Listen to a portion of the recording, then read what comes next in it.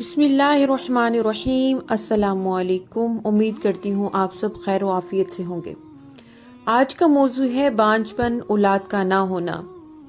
پہلی بات تو یہ کہ یہ صرف خدا کی مشیت ہے، مگر اللہ تعالیٰ نے کچھ چیزوں میں شفا رکھی ہے۔ جیسے بوہڑ کی داڑھی سے بانجھ پن دور کیا جا سکتا ہے۔ بوہڑ ایک درخت ہوتا ہے اور یہ بہت ہی پرانا قدیم زمانے کا درخت ہوتا ہے۔ بوہڑ کے درخت کی داڑھی کو سائے میں خشک کر کے باریک کریں اور محفوظ کر لیں۔ 5 گرام صبح، 5 گرام شام نیم گرم دودھ سے لیں۔ طریقہ: بانجھ عورت کو نظام حیض درست ہونے کے بعد حیض سے فارغ ہو کر 7 دن کھلانا اس کو بار آور کر دیتا ہے۔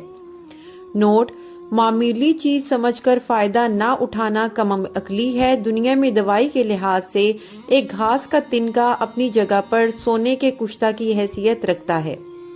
کایا پلٹ چائے: بوہڑ کا درخت قدیم درخت ہے۔ اس کے پتوں کی چائے یعنی حسب ضرورت پتے تازہ لے کر پانی میں جوش دیں۔ ذائقہ کے مطابق پتوں اور پانی کی مقدار کا تعین کر کے حسب ضرورت چینی ڈال سکتے ہیں۔ فوائد: دماغی کمزوری، دائمی نزلہ زکام کے لیے کمال کی چیز ہے۔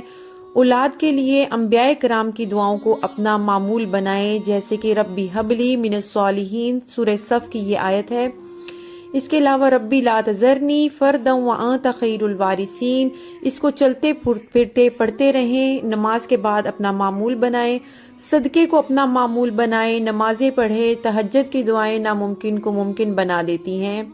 رب سے مانگیں، بے شک لا تقنطوا من رحمت اللہ تعالیٰ کی رحمت سے مایوس نہیں ہونا چاہیے۔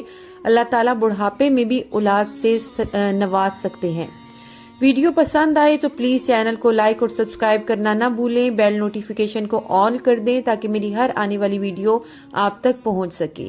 اس کے علاوہ میرے چینل کا وزٹ کرتے رہا کریں، اس سے میری حوصلہ افزائی ہوگی۔ جزاکم اللہ خیرا کثیرا۔